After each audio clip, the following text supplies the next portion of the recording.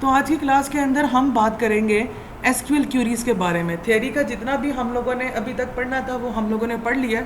हम लोग must university से 2 लेक्चर्स आगे हैं, तो मैं इसीलिए थ्योरी का आगे क्यों नहीं इंक्रीज़ करवा रहा, क्योंकि कुछ चीज़ें मुझे उनको भी करवानी होती हैं, तो फिर हम लोग ज़रा साथ साथ रहें तो ज़्यादा बेटर है। ठीक है। और दूसरी चीज़ ये है कि अभी हम थोड़ा प्रैक्टिकल वर्क की तरफ चलते हैं, यानी आपके लैब वर्क की तरफ। ठीक है। और इसमें मैंने क्या किया है कि मैंने एक डाटाबेस डिज़ाइन ओपन करके कंट्री को ऐड किया, जिसमें मैंने हर स्टूडेंट के आगे कंट्री का नाम शो किया कि वो किस कंट्री में रहता है। कंट्रोल एस करके सेव करूँगा। ठीक है।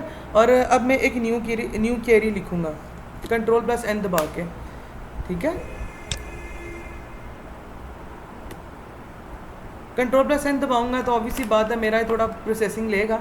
लेट इसको प्रोसेसिंग मुकम्मल होने दें पहले।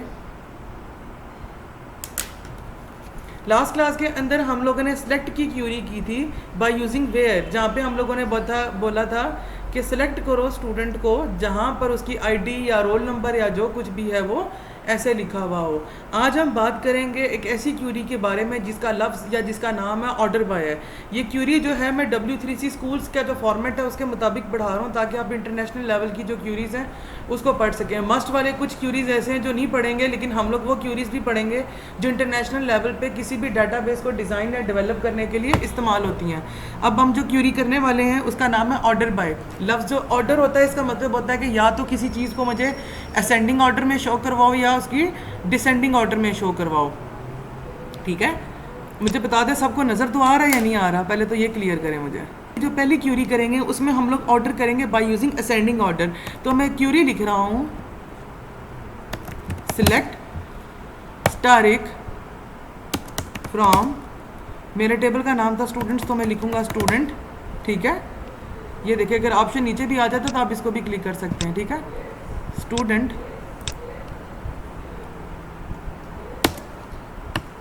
ऑर्डर बाय, और मैंने टेबल का नाम क्या रखा हुआ था, मैंने ऑर्डर बाय करना है कंट्री के हिसाब से। ठीक है। तो मैं डेटाबेस डिज़ाइन में जाके नाम चेक करता हूँ, कंट्री लिखा तो मैं कंट्री ही लिखूँगा यहाँ पर COUNTRY। ठीक है। ये चीज़ होगी और उसके बाद क्या लगा दूंगा, सेमी कोलन। ठीक है। सेमी कोलन लगाने के बाद देखें सिलेक्ट स्टडी का मतलब है सारा का सारा शो करवाओ फ्रॉम द स्टूडेंट, स्टूडेंट के टेबल से जहाँ पर उसको ऑर्डर करो कंट्री के हिसाब से। ठीक है। मैं पहले आपको नॉर्मल डाटाबेस दिखा देता हूँ, इस तरह नज़र आता है और अब देखते हैं कि हमें कैसे नज़र आएगा। मैं क्या करता हूँ, मैं क्वेरी को रन करता हूँ। ठीक है। अगर आप लोग क्वेरी को गौर से देखेंगे तो यहाँ पर जो आपका कंट्री का नाम है वो बेसिकली आपको असेंडिंग ऑर्डर में शो हो रहा है, यानी ए के बाद बी आता तो बी पहले है, फिर आई है, फिर पी और फिर टी है। ठीक है। ठीक है। तो हम लोगों ने क्या किया, ऑर्डर बाय कंट्री किया। तो ऑर्डर बाय कंट्री में क्या हुआ कि नाम मुझे असेंडिंग ऑर्डर के थ्रू फॉर्मेट में शो होना शुरू हो गए। ठीक है। यानी अगर ए से अगर कोई कंट्री का नाम शुरू होता तो वो ए को पहले शो करवाता, फिर BCDEF। तो ये बेसिकली अगर आप एक कंट्री का सेक्शन देखते हैं तो आपने जो क्या किया है इसको कंट्री वाइज शो करवाया। आपने असाइनमेंट्स में बेसिकली क्या करना है, ये क्यूरी कॉपी करनी है, MS वर्ड की फाइल पे पेस्ट करनी है और उसके बाद इतने हिस्से का स्क्रीनशॉट लेना और बता देना कि ये चीज़ इस तरह की आउटपुट है। दैट्स इट, इस तरह करना है। अभी तक हम लोगों ने जो काम किया वो किया order by ascending order. Definitely you have to see कि मिसाल के तौर पर एक ऐसी टर्मिनोलॉजी, एक ऐसा टाइम भी आ सकता है जहाँ पे हम लोगों को कस्टम जो है ना हम लोगों को कंट्री के नाम शो करवाने पड़े डिसेंडिंग ऑर्डर के फॉर्मेट में। ठीक है। तो वो हम कैसे करेंगे हम वो देखते हैं। मैंने क्या लिखा है, मैंने पूरी क्यूरी वैसी रहने दी है ऑर्डर बाय कंट्री, लेकिन कंट्री के आगे कंस्ट्रेंट लगा दिया DESC विच शोज डिसेंडिंग। मतलब कि असेंडिंग के लिए हमें AESC लिखने की ज़रूरत नहीं है, लेकिन डिसेंडिंग के लिए DESC लिखना ज़रूरी है। तो अभी जो देखें उसामा नाम है थाईलैंड का, यानी टी सबसे एंड पे आ रहा है, तो अब देखिएगा उसामा ऊपर आ जाएगा। क्यों? क्योंकि थाईलैंड जो है वो सबसे लास्ट, यानी टी जो है वो लास्ट अल्फ़ाबेट है जो इसके अंदर शो हो रहा है। चलें जी क्वेरी रन करते हैं। ये देखिए जो मैंने आपको चीज़ बताई थी कि चूँकि टी जो है वो बेसिकली सबसे लास्ट अल्फ़ाबेट है हमारे डाटाबेस के अंदर यूज़ हो रहा है, तो उसके मुताबिक जो है वो क्या कर रहा है, थाईलैंड को जो है वो सबसे पहले शो कर रहा है। नंबर 1 चीज़। नंबर 2 चीज़, आपने ये चीज़ भी बड़ी गौर से देखी होगी कि जिसकी वैल्यू नल होती है वो हमेशा फर्स्ट ही शो किया जाता है। ठीक है। तो अभी तक हम लोगों ने ये किया। अच्छा जी, उसके बाद देयर इज़ चांसेस कि जहाँ पर आप लोगों को ऑर्डर बाई एक से ज़ायद कॉलम का करना पड़े। ठीक है, किस तरह करते हैं मैं आपको बताता हूँ।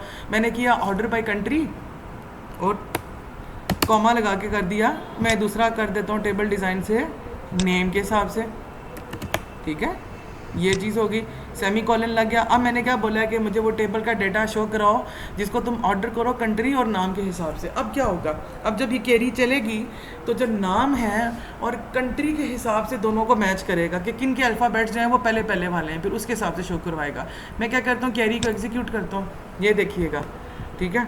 इसमें क्या हुआ है कि कंट्री का चूँकि एन था, फिर ब्राज़ील, शाहजेब और उसके बाद आमिना इंडिया से और हाजरा पाकिस्तान से और सामा थाईलैंड से शो हो रहे हैं। तो ऑल इन ऑल बात यह है कि if we have to do the order from more than one table rows then definitely we have to add their numbers or names on the order by section, ठीक है। इसी की query के अंदर मुझे अगर इसको डिसेंडिंग ऑर्डर में करना है तो मैं क्या करूँगा, मैं नेम के आगे जाके लिख दूँगा DESC, ठीक है। तो वो क्या करेगा, इन दोनों कॉलम्स के हिसाब से डिसेंडिंग ऑर्डर में इसको शिफ्ट कर देगा। ये देखें डिसेंडिंग ऑर्डर में शिफ्ट हो गया, ठीक है। तो हम लोगों ने क्या किया कि एक से ज़्यादा कॉलम्स जो हैं उनको असेंडिंग या डिसेंडिंग ऑर्डर में शिफ्ट किया। मेरा क्वेश्चन ये है कि मुझे खाली नाम शो होने चाहिए उन बच्चों के असेंडिंग ऑर्डर के हिसाब से। हाँ जी बच्चों, बताओ क्यूरी क्या होगी, रिटर्न टाइप करके बताएं मुझे ज़रा सारे। क्यूरी को गौर से देखें, मैंने बोला है कि सिलेक्ट करो नाम को स्टूडेंट्स के टेबल से और उनको ऑर्डर करो उनके नाम के हिसाब से। तो क्या होगा, सिलेक्ट, सबसे पहले यहाँ पे आएगा नेम, स्टैटिक नहीं आएगा क्योंकि मुझे सिर्फ नेम शो करवाने हैं, सॉरी नेम छोटा होगा, नेम फ्रॉम स्टूडेंट यानी स्टूडेंट के टेबल से, ऑर्डर बाय मैंने क्या बोला, नाम के हिसाब से नेम। और चूंकि मैंने बोला है कि इसको असेंडिंग ऑर्डर में करना है तो मैं DESC ख़त्म कर रहा हूँ, सेमी कोलन रहने देता हूँ, ठीक है। अब मैं क्या करता हूँ, क्वेरी को रन करता हूँ तो देखिए सिर्फ मुझे वो नाम शो करेगा असेंडिंग ऑर्डर से। पहले A आता है, फिर H आता है, फिर H है, फिर S और फिर U है। देन डेफिनेटली इट शोज़ कि आप किसी भी टेबल के एक स्पेसिफिक रो को भी असेंडिंग ऑर्डर में कर सकते हो। इस चीज़ की समझ लगी है सबको?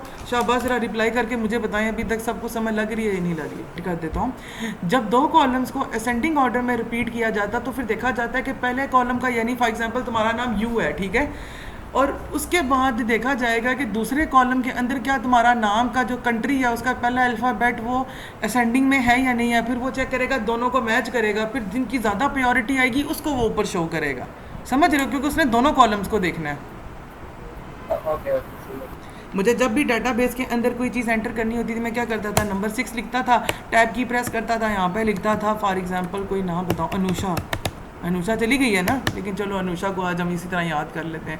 अनुषा का रोल नंबर मैं कहता हूँ 106 है और अनुषा के जो मार्क्स हैं वो हैं जी 22 और अनुषा चूँकि कनाडा रहती हैं तो मैं अनुषा का कनाडा लिख देता हूँ, ठीक है।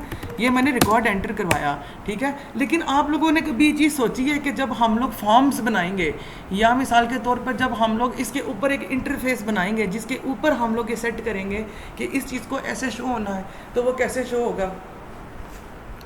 अच्छा जी, उसके लिए क्या होता है, SQL की क्यूरी होती है, ठीक है।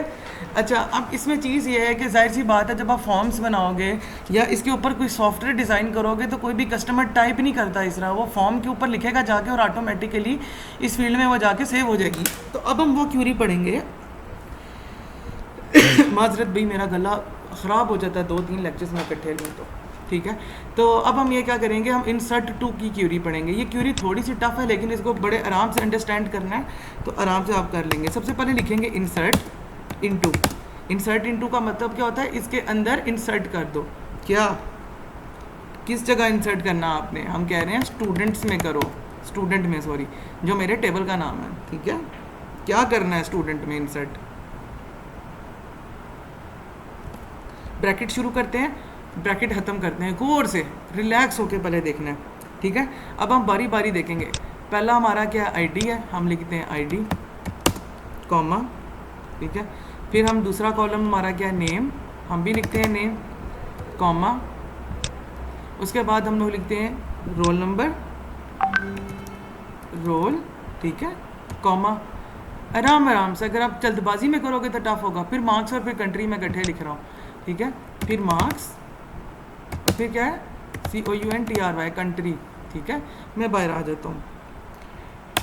वो क्या कह रहा है, कंपाइलर ये कह रहा है कि इंसर्ट करो स्टूडेंट के टेबल में किस किस जगह, ID में, नेम में, रोल नंबर में, रोल में, ठीक है, मार्क्स में और कंट्री में, ठीक है। अब वैल्यूज़ इंसर्ट करनी है मुझे, वैल्यूज़, ठीक है। अब ब्रैकेट डालूंगा फिर से और क्लोजिंग ब्रैकेट करूंगा, ठीक है। अब मैं सिंगल कोट लगाऊंगा, ये देखें मैंने सिंगल कोट लगाया, इसके बीच में लिख रहा हूँ आईडी मुझे क्या देनी है, अब नए बंदे की आईडी यहाँ पे 6 है तो अब 7 होगी, यही बात है 7, यानी हम नया डाटा एंटर करने जा रहे हैं 7, कॉमा, अब दोबारा फिर वही चीज़ होगी,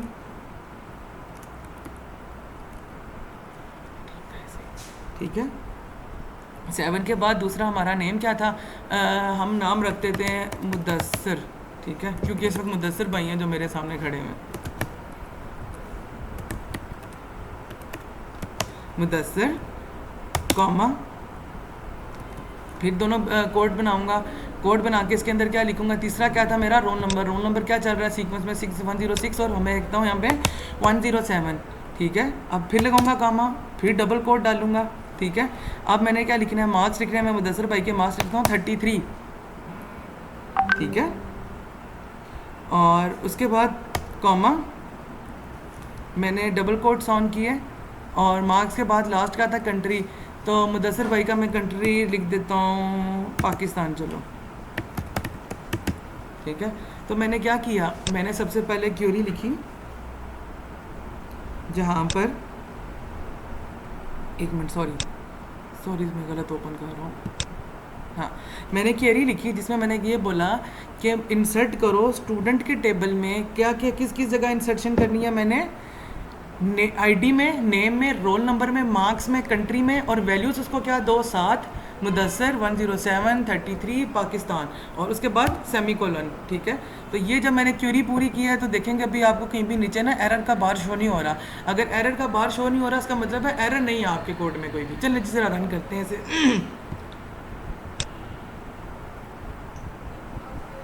जैसे ही मैंने क्यूरी को एग्जीक्यूट किया तो नीचे लिखा आया 1 रोज अफेक्टेड, यहाँ पर आता हूँ और रादर दैन मैं इसको रिफ्रेश करूँ, मैं इसको क्लोज कर देता हूँ, मैं इस टेबल पे आके राइट माउस क्लिक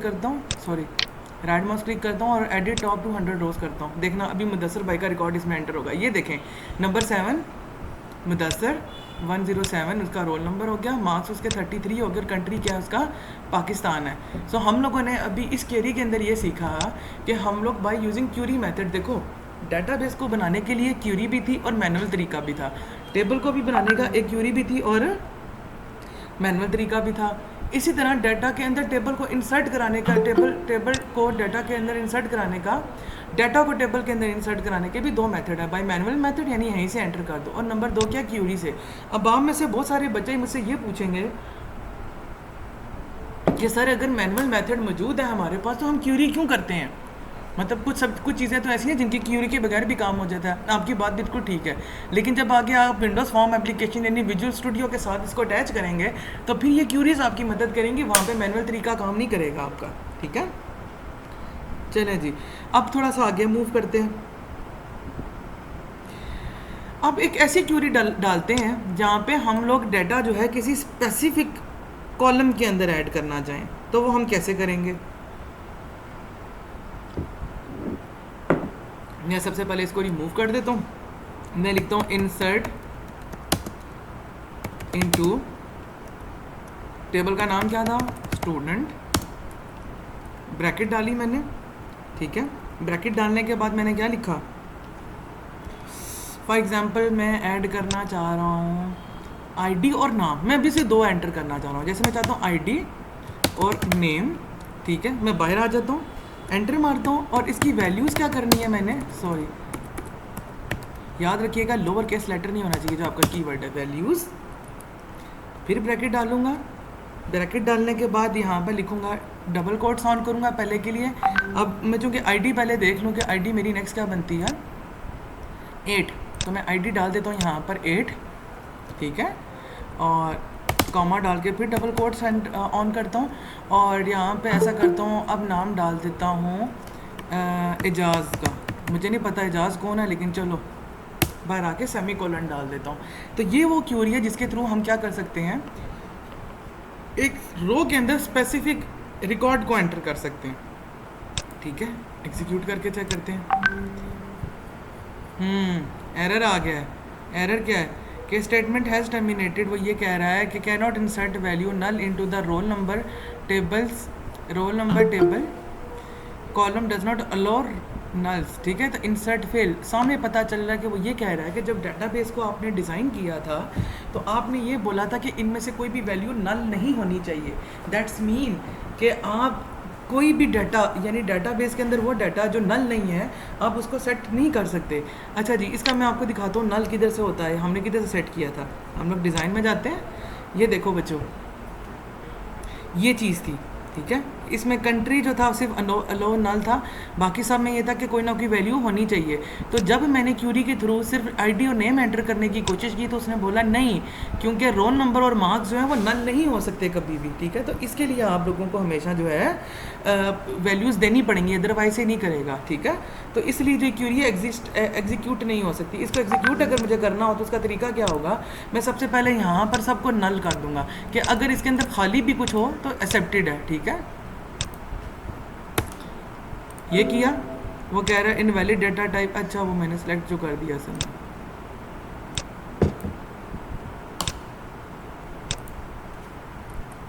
ठीक है। और उसके बाद मैं क्या करता हूँ, कंट्रोल एस करके सेव करता हूँ। उसने बोला है कि सेविंग चेंज कर रहे हो, आर यू श्योर? हमने कहा हाँ, नहीं, वो कह रहा है कि नहीं होगा क्योंकि आप ये डाटाबेस पहले बना चुके हो, तो अब इसको इस तरह रिक्वायर्ड चेंज करना बहुत मुश्किल काम है। तो मैं फ़िलहाल ये करता हूँ कि इसको एज इट इज़ ही रहने देता हूँ, उसको मैं चेंज नहीं करता, ठीक है। लेकिन अगर हमने स्पेसिफिक क्यूरी करनी हो या स्पेसिफिक सेटिंग करनी हो या स्पेसिफिक चीज़ें ऐड करनी हो एक स्पेसिफिक एरिया के कॉलम में, जिस तरह मैंने अभी बोला कि अगर मैं चाहूँ तो आईडी और नेम एंटर कर सकता हूँ, लेकिन अगर रोल नंबर और मार्क्स नल सेट नहीं हुए, नल का मतलब क्या होता है कि कोई वैल्यू ना होना, तो अगर इसका मतलब है वो टिक है तो इसका मतलब है मैं इसको अलाउ कर रहा हूँ कि उसके अंदर कोई वैल्यू ना भी हो तो तभी डाटाबेस चल जाए। लेकिन अगर मैंने उसको टिक नहीं किया हुआ तो इसका मतलब है उसके अंदर कोई ना कोई वैल्यू लिखी होना ज़रूरी है। तो ये क्यूरी बेसिकली इसलिए रन नहीं हो रही, जब कल डाटाबेस बनाऊंगा मैं आप लोगों के सामने तो मैं दोबारा से कर दूंगा, ठीक है। चलें जी, थोड़ा सा आगे मूव करते हैं। और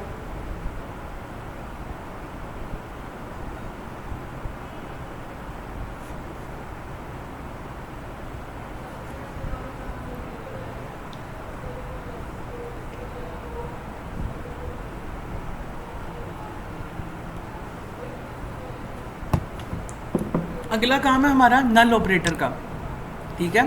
हम लोगों ने एक ऐसा एरिया चूज़ करना है जो नल ना हो, ठीक है।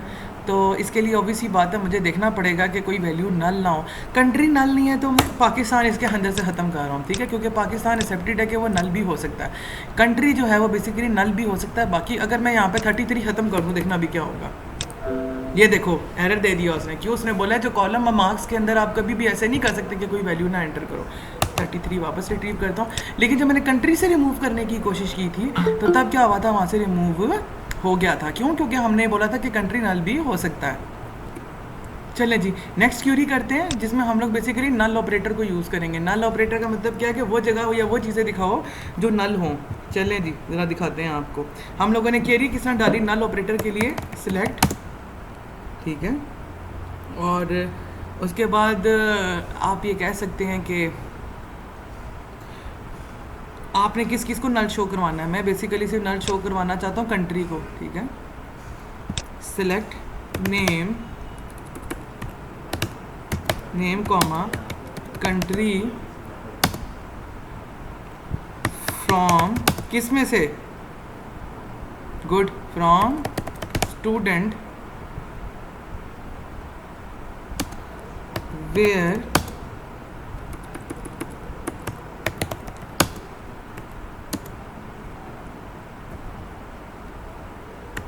country is null, ठीक है। और सेमी कॉलन लगा देता हूँ। देखो हमने बोला कि सबसे पहले क्या करो, नाम और कंट्री सेलेक्ट करो, यानी मुझे शो करो फ्रॉम स्टूडेंट के टेबल में से कहाँ पर, जहाँ पे कंट्री क्या हो, नल हो, ठीक है। ज़रा रन करते हैं इसको, देख लें। क्यों? क्योंकि कंट्री का कोई भी एरिया ऐसा नहीं है जो इस वक्त नल हो, ठीक है। यहाँ पे है लेकिन मैंने इसको फ़िलहाल अभी सेव नहीं किया हुआ तो इस वजह से वो उसको शो नहीं करवा रहा। लेकिन हम ये कह सकते हैं कि जब हमें ऐसी क्यूरी लगानी पड़े, आल्दो इस तरह की जो क्यूरीज होती हैं वो बहुत कम इस्तेमाल होती हैं, लेकिन हम फिर भी ये कह सकते हैं कि हम लोगों को एक ऐसा एरिया या एक ऐसा सेक्शन जहाँ पर हमें वो चीज़ करानी हो जो नल हो, तो हम लोग क्या कर सकते हैं, नल लिख सकते हैं। चलें जी, ज़रा एक ऐसा काम करते हैं जहाँ पे हमें नॉट नल करना पड़े, यानी हमें वो जगह दिखाओ जो नल ना हो। करते हैं ज़रा। ओहो, गलत बटन क्लिक कर दिया मैंने। एग्जीक्यूट करना है यहाँ से। ये देखो, माउस की तरफ ध्यान देना। हमने क्या बोला था कि हमें नाम और कंट्री शो कराओ स्टूडेंट के टेबल में से जहाँ पर कंट्री क्या हो, नल ना हो। ये देख लीजिए सारे, ठीक है। इसमें कंट्री बेसिकली नल नहीं है, इस वजह से सारा कुछ शो करवा रहा है आपको, ठीक है। थोड़ा सा आगे मूव करते हैं। अब मुझे पता है बहुत सारे स्टूडेंट को बहुत गुस्सा आने वाला है मेरे पे कि सर ज़िशान क्या कर रहे हैं, इतना ज़्यादा क्यों करवा रहे हैं। यार इतना ज़्यादा भी नहीं है। एक टाइम आप लोगों के पास ऐसा आया है जहाँ पर आप लोगों को ये पता चला कि यार ये जो मुदस्सर के मार्क्स लगे हुए हैं ये तो बड़े गलत लिखे हुए हैं, ठीक है, ठीक है। एक ऐसा सिनेरियो है जहाँ पर आपको ये पता चला कि मुदस्सर के जो मार्क्स हैं वो गलत लिखे हुए हैं, ठीक है। तो अब इशू ये है कि रादर देन, एक तो तरीका ये है कि आप डाटाबेस नया क्रिएट करो और उसके अंदर क्या करो कि इन सारी वैल्यूज़ को दोबारा से इंसर्ट करो, तब जाके मुदस्सर के मार्क्स चेंज कर दो। और दूसरा सिनेरियो ये है, या दूसरा तरीका ये है कि हम क्या करें, इसी ही टेबल को अपडेट करें। अब हम देखते हैं कि टेबल को अपडेट कैसे किया जाता है, ठीक है। अब अपडेट की क्यूरी देखेंगे हम लोग। क्वेरी में आते हैं, मैं इसको सारे को ख़त्म करता हूँ।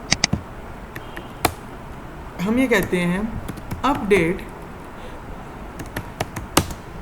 ठीक है। मेरे सब्जेक्ट टेबल का क्या नाम है, स्टूडेंट, ठीक है। मैं अभी आपको पोर्शंस में डिवाइड करके बताता हूँ कि किस तरीके से जो है ना आप लिख सकते हो। आप एंटर भी मार सकते हो, ज़रूरी नहीं एक ही लाइन में लिखो। अपडेट स्टूडेंट, स्टूडेंट को अपडेट करो, सेट, ठीक है, country is equal to, sorry मैंने तो मार्क्स अपडेट करने थे ना। सेट मार्क्स है या मार्क्स है, लव मार्क है, ठीक है। Select marks is equal to, पहले कितने मार्क्स है 33, अब मैंने कितने करने हैं 44। सपोज करो यहाँ पे लिखते हैं 44 वेयर, यानी दोबारा से वेयर वाली टर्म,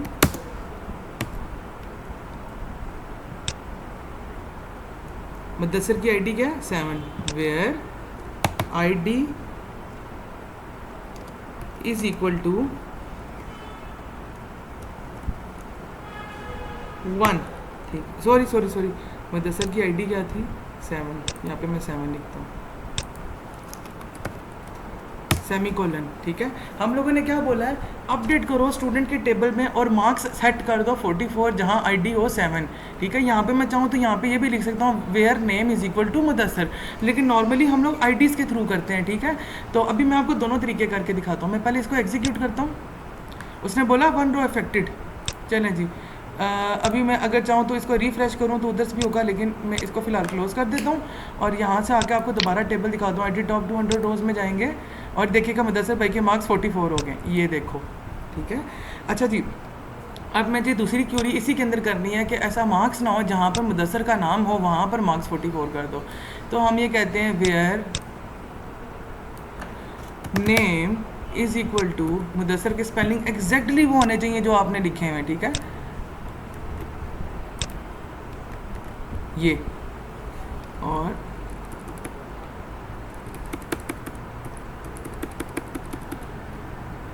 सेमीकोलन डाला, सॉरी मैं कंट्रोल एस कर देता हूँ बाबा, ठीक है। और मैं इसको एग्जीक्यूट करता हूँ यहाँ से। वो क्या लिखा है 1 रो इफेक्टेड। मैं 44 की जगह ताकि आपको चेंज दिखा सकूँ मैं क्या करता हूँ 55 लिख देता हूँ, ठीक है। और अब एग्जीक्यूट करता हूँ और दोबारा से टेबल वहाँ से ओपन करता हूँ, दोबारा से इसको चेक कराने के लिए क्या मुदस्सर के मार्क्स 55 हुए। ये जी मुदस्सर के मार्क्स 55 हो गए। तो अभी तक हम लोगों ने इंसर्शन का काम किया, फिर हम लोगों ने चीज़ों को अपडेट किया जिस तरह अभी हमने अपडेट किया। लास्ट हम एक क्यूरी करेंगे डिलीट की क्यूरी को, कि डिलीट की जो क्यूरी होती है वो किस तरह काम करती है, ठीक है। ये ऑलमोस्ट लास्ट काम होगा आज का आपका।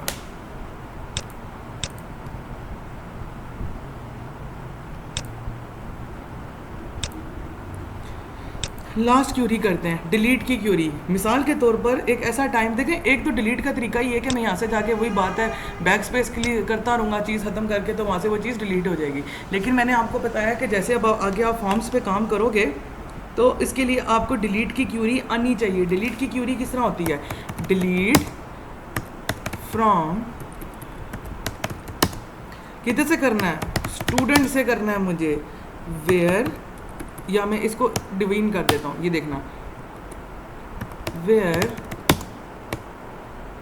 Name is equal to, Mudassar को डिलीट कर देते हैं। चलें जी, मुदस्सर हो गया, ठीक है। यानी मैंने बोला है कि डिलीट करो स्टूडेंट के टेबल्स पे जहाँ से नाम हो मुदस्सर। अब देखना, जब मैं की क्यूरी रन करूँगा तो मुदस्सर का जो रिकॉर्ड है सारा का सारा डिलीट हो जाएगा। क्यों? क्योंकि मैंने नाम को क्या किया? डिलीट किया।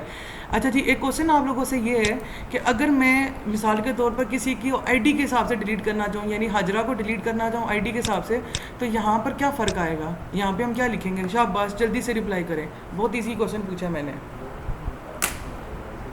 मैं यहाँ पे क्या लिखूंगा? वेयर क्या चीज़ इज इक्वल टू क्या होगी? हैं? ID is equal to ID is equal to, very good very good, ID is equal to, और जो आगे आईडी होगी हम वो लिखेंगे, ठीक है। तो उस हिसाब से क्या होगा कि वो आईडी के हिसाब से डिलीट कर देगा। अभी मैं कैरी रन करता हूँ, उसने बोला सिंटैक्स एरर। सिंटैक्स एरर क्या है कि जो इज इक्वल टू का इस निशान है इस पर इसको कोई मसला आ रहा है। चलें जी देखते हैं क्या मसला है इसको।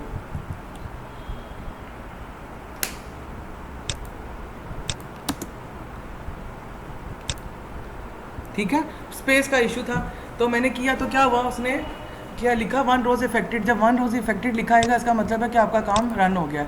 अब मैं दोबारा उसको क्लोज़ करता हूँ, यहाँ से इसको एडिट टॉप टू 100 रोज़ करता हूँ देखने के लिए। ये देखें मुदस्सर का रिकॉर्ड डिलीट हो चुका है यहाँ से, ठीक है।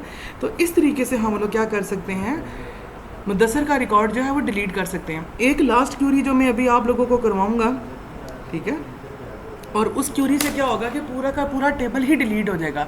मतलब टेबल एग्जिस्ट करेगा लेकिन अंदर टेबल का पड़ा हुआ रिकॉर्ड जो है वो सारा का सारा डिलीट हो जाएगा। बहुत इजी क्यूरी है इसकी, तो ये देखिएगा सर वो स्टैटिक लगा के from sir delete from student sorry, ठीक है, सेमी कॉलन, कुछ भी नहीं। क्यों? जब मैं डिलीट फ्रॉम स्टूडेंट करूँगा इसका मतलब होगा स्टूडेंट का सारा रिकॉर्ड डिलीट कर दो।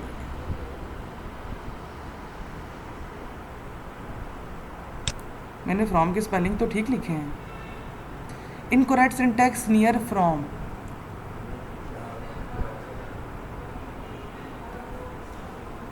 I think so. Sir from से पहले वो लगा के चेक करें।